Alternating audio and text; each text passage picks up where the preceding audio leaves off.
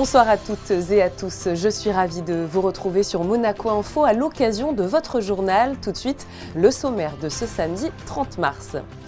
L'ambassade de France au Togo a fait appel à Peace and Sport. Alors que le Togo est l'un des pays les plus stables d'Afrique, l'organisation monégasque est allée sur le terrain dans un but de préservation de la paix. Une équipe de Monaco Info était elle aussi sur place. La saison internationale 2023-2024 de bobsleigh s'est terminée il y a quelques jours.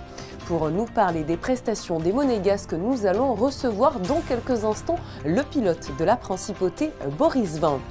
Et puis nous vous parlerons du challenge inter-entreprise de paddle et de tennis. Il fait son grand retour en principauté avec des nouveautés qui attendent les participants. Une rencontre inspirante à découvrir également dans ce journal. À 19 ans, Leila Crovetto rêve de devenir un jour l'une des rares pilotes de l'armée de terre. Et pour finir, nous prendrons la direction des États-Unis pour votre chronique américaine. Un visage connu en principauté a participé à la nouvelle production Water for Elephant à Broadway. Le vendredi saint a été célébré hier soir par les Monégasques. Comme le veut la tradition, la procession du Christ dans les ruelles tamisées du Rocher a rythmé cette veille de Pâques.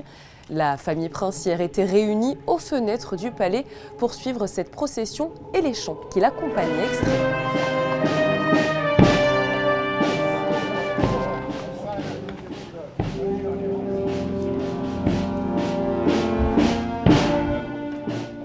Les fidèles présents ont fini leur parcours en la cathédrale de Monaco pour un moment de prière et de recueillement.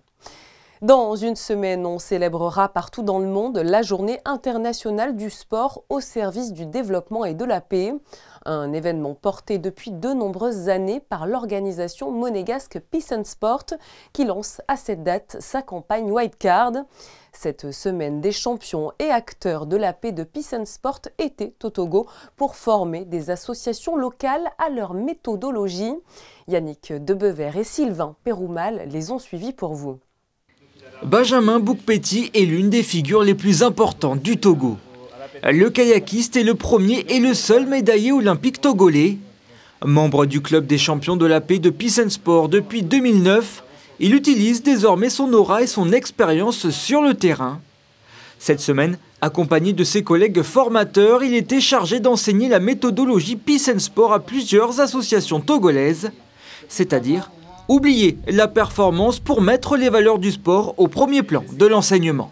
La théorie, on va déjà vraiment travailler sur les valeurs de paix, pour bien qu'on ait compris vers où on veut en venir. C'est quoi la paix, c'est quoi des comportements, de compétences de vie qui permettent de construire une culture de paix.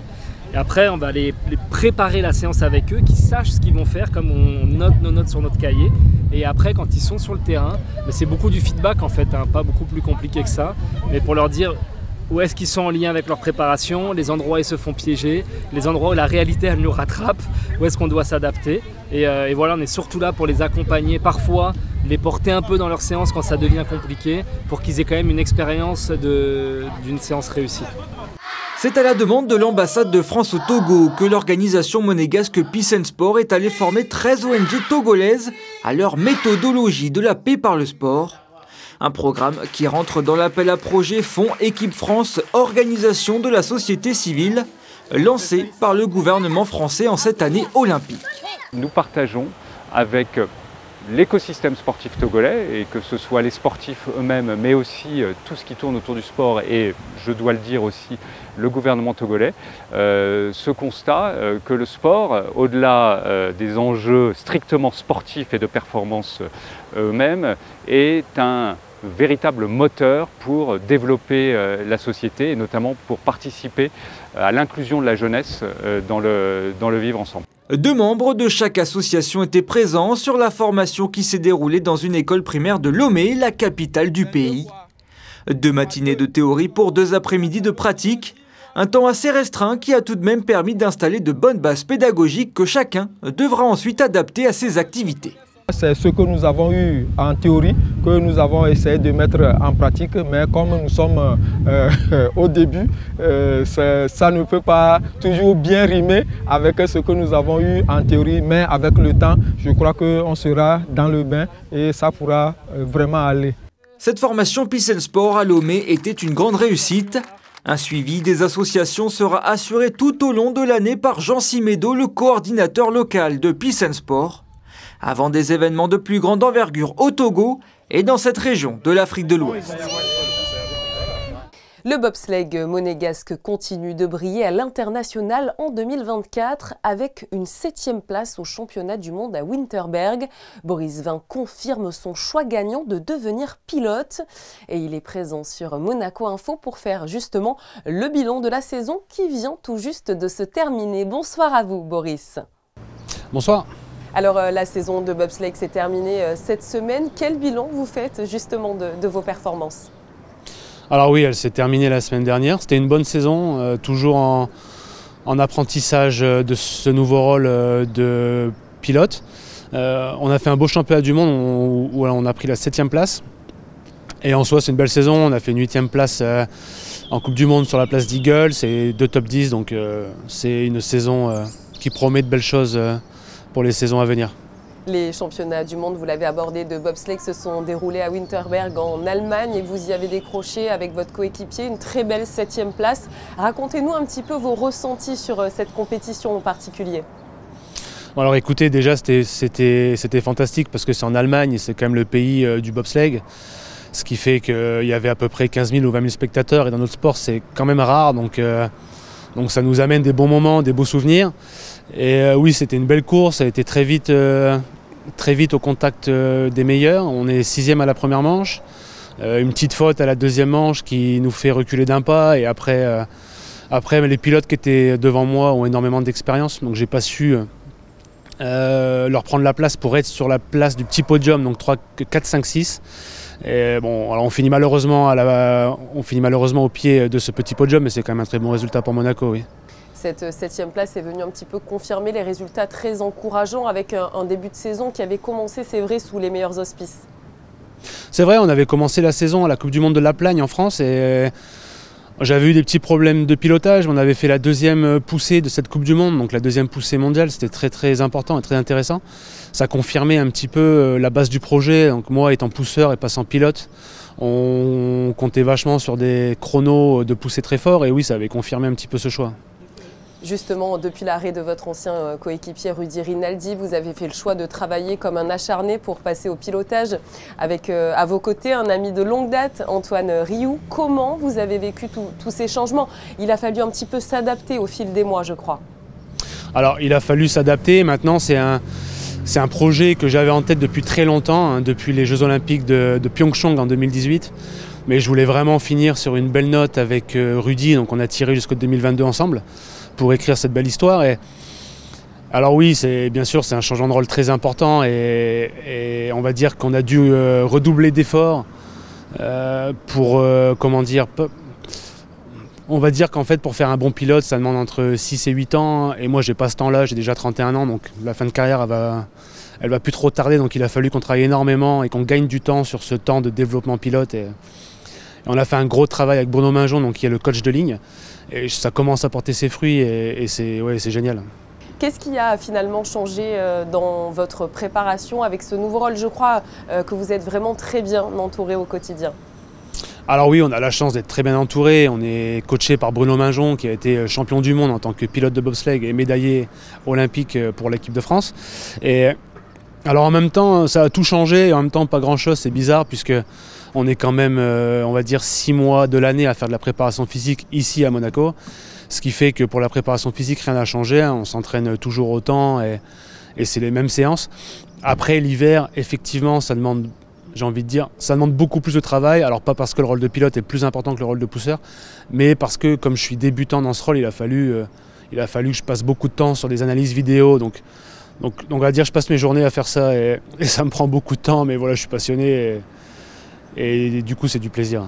Et puis au milieu de tout ça, il y a la fédération monégasque qui vous apporte également beaucoup, je crois. Bien sûr, sans eux, rien de ça serait possible. On a la chance d'avoir une fédération qui est très connue en plus dans le monde du bobsleigh, grâce à Monseigneur. Et ça nous apporte du soutien, ils sont toujours là pour nous. Et sans eux, bien sûr, tout ce travail ne serait pas réalisable. Concernant votre saison, pour un petit peu recentrer notre conversation, vous terminez peut-être avec un petit goût amer et une chute lors de la dernière course. Alors que s'est-il passé? Racontez-nous. Alors c'est exactement ça, c'est un goût très amer puisque en plus de ça, c'était ma dernière descente de l'année. On va pas pouvoir repiloter avant la saison hivernale, donc on va reprendre vers le 10 octobre. Donc on reste sur cette chute et pour l'expliquer, c'est une simple erreur de pilotage sur une piste très technique, une piste très dure et voilà, c'est une erreur basique de ma part et ça coûte cette chute. Alors après, la chute fait partie du bobsleigh, ça fait partie du sport. La saison de bobsleigh s'est terminée il y a quelques jours. Quel bilan vous faites de vos performances? Alors la trêve est très longue et en même temps, le plus gros travail et le plus dur commence dans 3 semaines. Là, on a un petit peu de vacances et ça va faire du bien de pouvoir souffler. Après, il y a la préparation physique qui commence et ça commence dès le 1er mai jusqu'au mois d'octobre. Là, c'est un peu le grand tunnel pour nous parce qu'on n'a pas les compètes et on s'entraîne 2 fois par jour, tous les jours, autant en sprint, en musculation, à la poussée. Et ce qui fait que c'est un chemin très long. Ça nous permet de préparer aussi sereinement la prochaine saison qui arrive parce qu'on n'est plus qu'à 2 saisons des Jeux Olympiques et ça va venir très vite. Le temps passe vite, effectivement. Merci beaucoup à vous, Boris Vian, d'être venu faire le bilan de votre saison de bobsleigh à nos côtés. Merci à vous. Vous avez peut-être déjà participé à cette compétition avec vos collègues de travail. Le challenge inter-entreprise de paddle et de tennis de Monaco fait son retour. Mais il revient avec une toute nouvelle appellation puisque la compétition intègre le giron du challenge Prince Régnier 3. Toutes les explications avec l'organisateur de l'épreuve, Christian Collange, au micro de Frédéric Elion. On avait arrêté avec la Covid en 2019, on n'avait pas repris depuis. On avait une grosse demande. C'était quand même quelque chose qui était à Monaco assez ancré. Paddle et tennis. Paddle, c'était quand même 8 éditions. Tennis, 12 éditions. C'est vraiment quelque chose qui faisait plaisir aux entreprises monégasques. Et là, on relance, le fait de le relancer.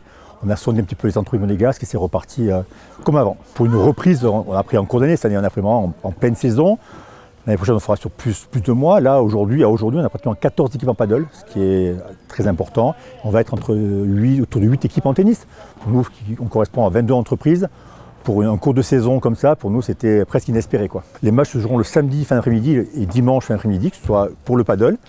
Pour le tennis, ça sera beaucoup plus laxiste, on pourra jouer le week-end et la semaine. Le format paddle, on fera un format classique, c'est-à-dire un format de deux équipes qui joueront en même temps. Donc en même temps 2 équipes, donc chaque fois 4 joueurs de l'entreprise pour faire un match. Il y aura des matchs nuls. Après on départagera pour les phases finales avec une formule différente. Mais en tout cas, ça sera vraiment 2 matchs de paddle en format normal sur 2 sets pour le paddle. Il y aura une match de poule au départ. Et les meilleurs joueront sur une phase finale et les équipes qui n'auront pas gagné leur poule se retrouveront sur une consolante. Le principe du challenge, c'est que tout le monde joue le même nombre de matchs. Pour le tennis, c'est un format un petit peu nouveau. On va faire en même temps, on fera un simple et un double.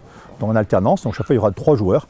La formule marchait très bien avant, donc on réitère ce qui fonctionnait bien et on espère que ça se passera aussi bien que les années précédentes, mais il n'y a aucune raison. Les rencontres auront lieu au Tennis Paddle Club d'Aise et sachez qu'une équipe de la direction de la communication participera à ce challenge. Nous avons reçu il y a quelques instants le pilote de bobsleigh Boris Vian. À présent, nous donnons la parole à une toute autre pilote. Leila Crovetto est passionnée depuis sa plus tendre enfance par la navigation, mais dans les airs. Alors qu'elle va représenter Monaco au tour aérien des jeunes pilotes organisé par la Fédération française d'aéronautique en juillet prochain. Nous avons le plaisir de la recevoir ce soir pour mieux connaître son parcours de femme pilote. Bonsoir. Bonsoir. Je suis ravie de vous recevoir sur Monaco Info pour mieux connaître votre parcours, un parcours finalement atypique qui débute aux États-Unis. Racontez-nous. Alors oui, effectivement, mon aventure commence aux États-Unis, je suis née là-bas. Et puis j'ai rejoint Monaco à l'âge de 8 ans avec toute ma famille. Et depuis, j'évolue dans la société monégasque, également la société française, notamment dans le milieu de l'aéronautique. Alors cette passion pour l'aéronautique, comment elle vous est venue ? Alors, c'est pas vraiment la version type en fait. Cette passion, elle est née parce que j'ai eu la chance de rencontrer quelqu'un qui pilotait ici en 2019. Et en 2020, j'ai franchi la porte de l'aéroclub pour justement un peu découvrir ce milieu, voir un peu ce que ça donnait. Et à la base, c'était vraiment censé être un loisir. Et j'ai eu énormément de chance. J'ai eu un instructeur formidable et il m'a vraiment transmis sa passion pour l'aéronautique. Et depuis, je vis que pour ça. Vous êtes aussi, je crois, la nièce des fondateurs d'Eli Air Monaco. Peut-on dire finalement que vous avez un petit peu ça dans le sang, dans la famille? Ah oui, bien sûr. Alors, je suis heureuse de mon côté que l'on vous reçoive sur Monaco Info, car le métier de pilote, c'est vrai, est finalement peu connu. Comment on devient pilote? Voilà, s'il y avait un petit peu un mode d'emploi, quel serait-il? Alors, comment on devient pilote? Dans le loisir du moins, il suffit de s'inscrire dans l'un des 200 aéroclubs qui se trouvent en France. Malheureusement, à Monaco, on n'a pas encore d'aéroclub. Et lorsqu'on a fait les formalités d'inscription, eh bien, on peut se trouver un instructeur et puis les heures de vol débutent. La formation, elle dure une 50aine d'heures. Elle est accessible à partir de tout âge. Il n'y a pas d'âge pour commencer à piloter. Et on peut obtenir la licence officiellement à l'âge de 17 ans. Votre objectif, Leïla, est de participer au tour aérien des jeunes pilotes organisé par la Fédération française d'aéronautique, dans lequel vous allez représenter Monaco en juillet 2024. Expliquez-nous un petit peu comment ça va se passer pour vous.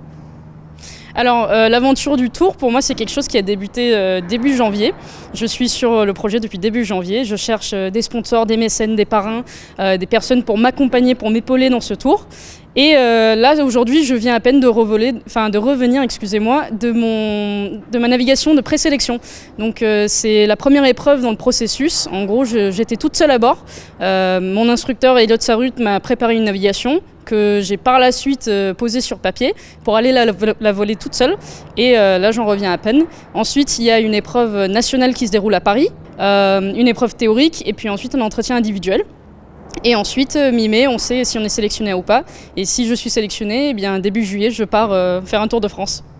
Mais avant de participer à ce tour, on peut le dire, votre parcours a été jalonné de défis, et notamment celui des stéréotypes de genre qui persistent encore et qui entourent le monde du pilotage.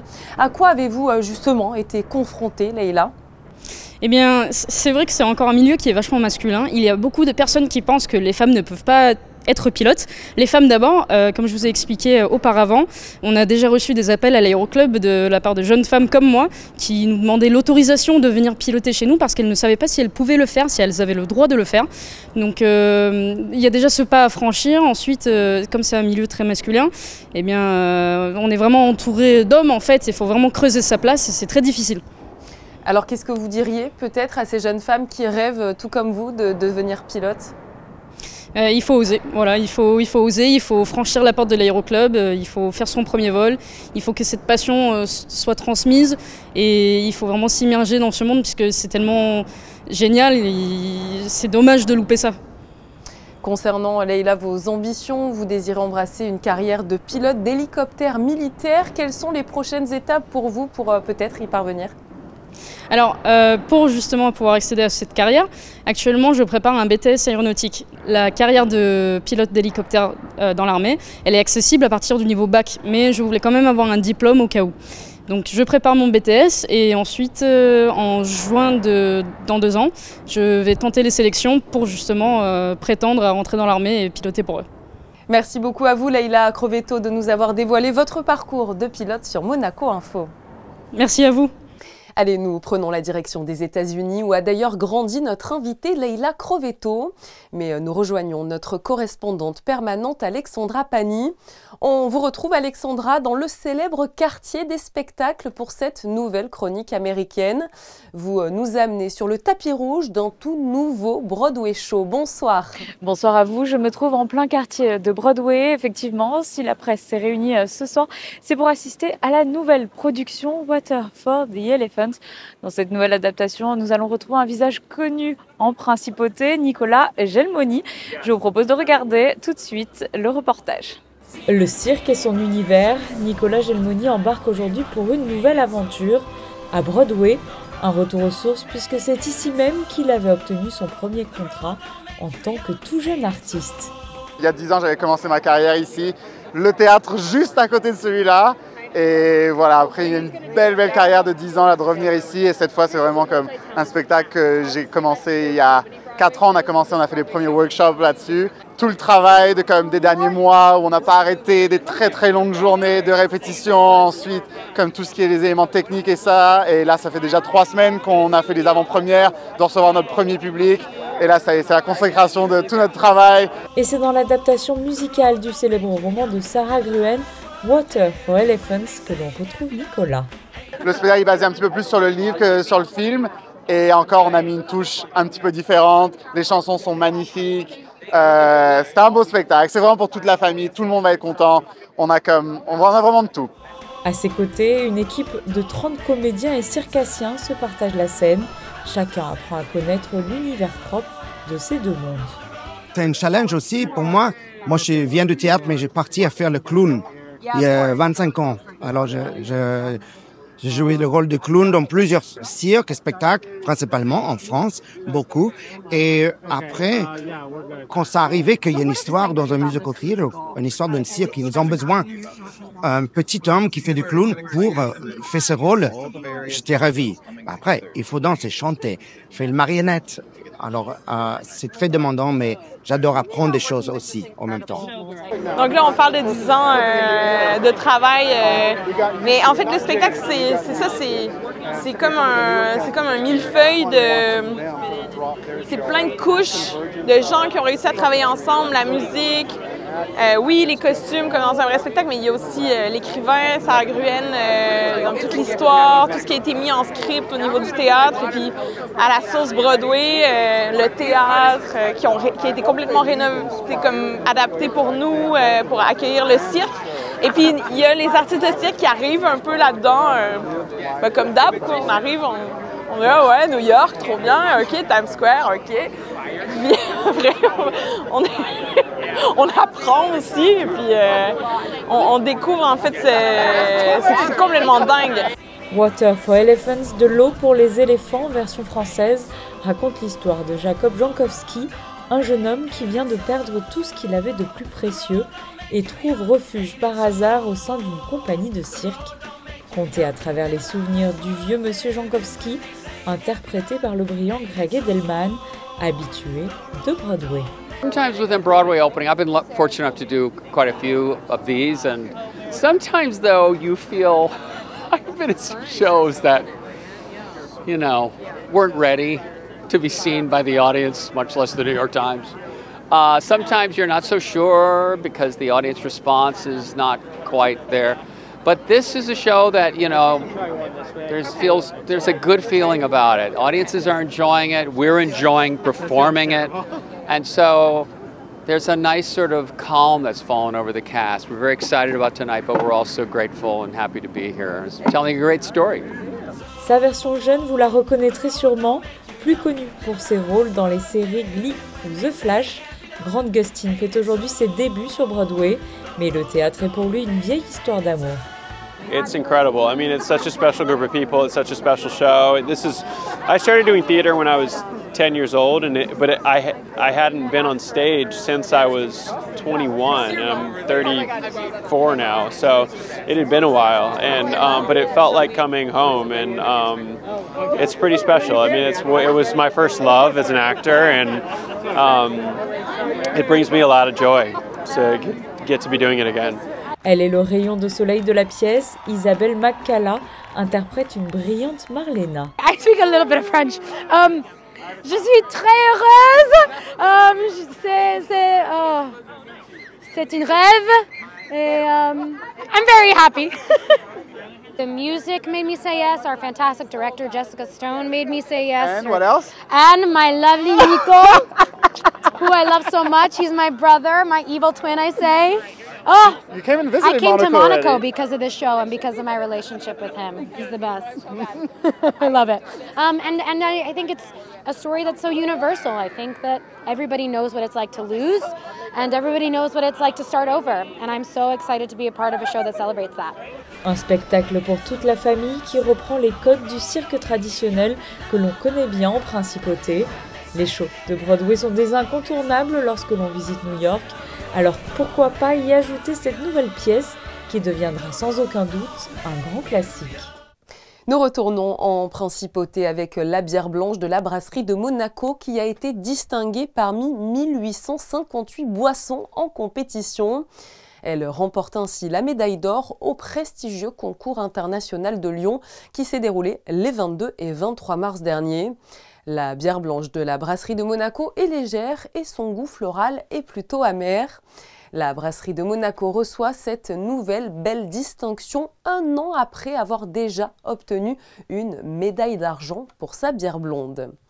Faisons le point sur les prévisions météo pour ce dimanche avec Justin Adel, le temps qui ne va apparemment pas s'arranger. Bonsoir à vous. Bonsoir Julia, une journée encore pluvieuse vous attend demain en principauté, de la pluie toute la journée, même si les précipitations devraient être plus importantes aux alentours de 10 h et pendant la nuit. Le vent sera aussi au rendez-vous avec des rafales qui augmenteront progressivement selon l'intensité des averses. Concernant les températures, 12 à 16 degrés sur terre et 14 pour la mer. Petite précision, n'oubliez pas de changer d'heure, demain à 2 h du matin, il sera 3 h. Par conséquent, le soleil se lèvera à 7 h 11 et se couchera à 19 h 57. En ce dimanche 31 mars, n'oubliez pas les benjamins. Comme le veut la tradition, nous refermons ce journal en images. Notre photographe Stéphane Dana s'est glissé dans les rues tamisées du Rocher à l'occasion de la procession dont on vous a parlé en début de journal. Elle s'est tenue, je vous le rappelle, hier soir pour célébrer le Vendredi Saint. C'est déjà la fin de cette édition. Je vous donne rendez-vous demain à 18 h 30 pour votre édition du dimanche. Pour l'heure, passez une très bonne soirée sur Monaco Info.